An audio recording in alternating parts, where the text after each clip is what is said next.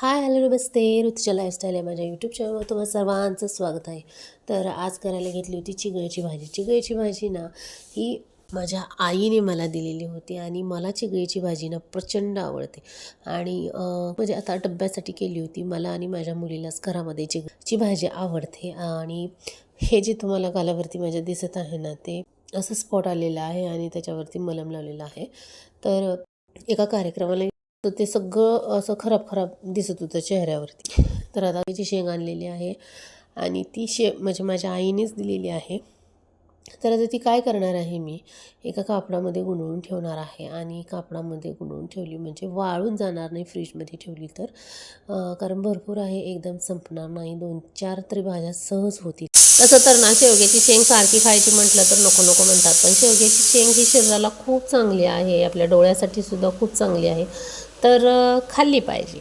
हे पिशव्या जी मी सोडत आहे ना, तर हे सगळं माझ्या आईने भाजीपाला दिलेला आहे. आणि विशेष म्हणजे तो सगळा भाजीपाला तिने निवडून दिलेला आहे. कधीही ती मला भाजीपाला देताना ना निवडून देते. आणि लावण्यासाठी तिने भरपूर बियासुद्धा दिलेल्या आहेत.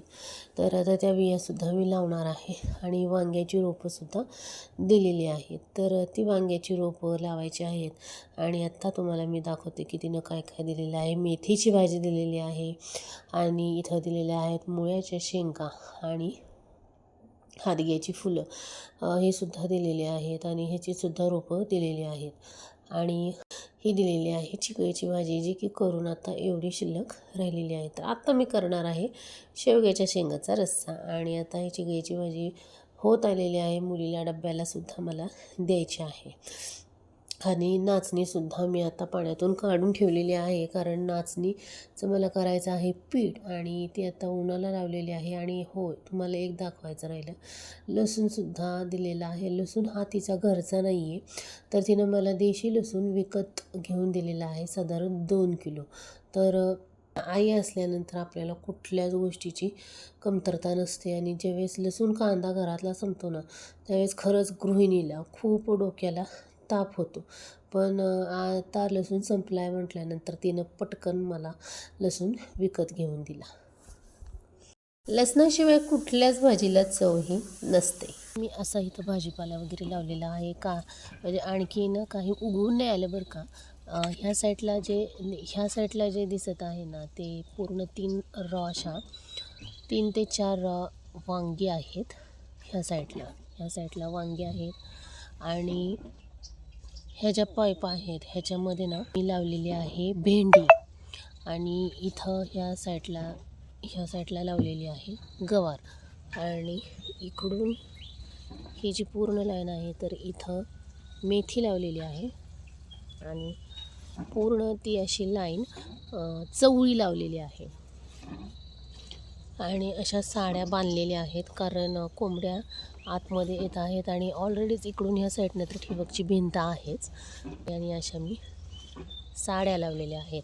आणि तिथं ऑरेंज कॅरेट दिसत आहे ना, तिथं लावलेलं आहे मी कारलं लावलेलं आहे. आणि त्या निळ्या ह्याच्यामध्ये दोडका लावलेला आहे, म्हणजे त्याचं वेल आहेत म्हणून ते मी साईडला लावलेला आहे. जो तो पांढरा कागद आहे ना तिथं घेवडा लावलेला आहे. आणि थोडीशी कोथिंबीर, म्हणजे सुरुवातीला जे माझ्याकडे बी होतं त्यावेळेस तिथं कोथिंबीर टाकलेली आहे. तर आता वाफे वगैरे काही करून दिलं नव्हतं, मी तुम्हाला पाठीमागच्या व्हिडिओमध्ये सांगितलं होतं. वाफे असते ना तर व्यवस्थित सगळं प्रॉपर कुठं काय आहे हे लक्षात आलं असतं, किंवा तुम्हालाही सांगता आलं असतं. तर हे असंच एवढा पोर्शन मला भाजीपाला लावण्यासाठी दिलेला आहे. तर आणि पाणीसुद्धा ना असं मला ना मोकळंच सोडून द्यावं लागतं आहे. वांग्याची रोपं ना भरपूर लावलेली आहेत, भरपूर होतात वांग्याची रोपं. आणि ह्या साईडला ना थोडासा असा खडकपणा आहे ना, पण काल लावलेले आहेत वांग्याची रोपं, तर आज उभा राहिलेली आहेत. काल अशी झोपली होती खाली.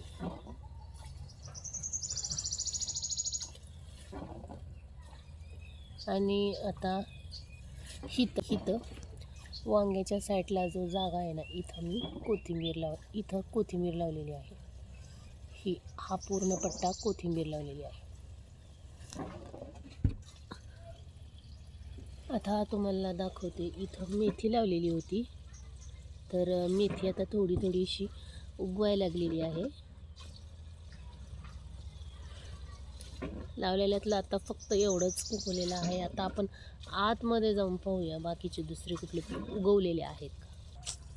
इथं लावलेला आहे चुका, आणि इथं हे जे मी झूम केलेलं आहे पाईपच्या पलीकडे, इथं पालक लावलेला आहे. पालक आणि चुका मिक्स आहे. चला तर मी माझा ब्लॉग इथेच संपवते. भेटूयाच्याच आणखीन एका नवीन व्हिडिओमध्ये. चलो बाय.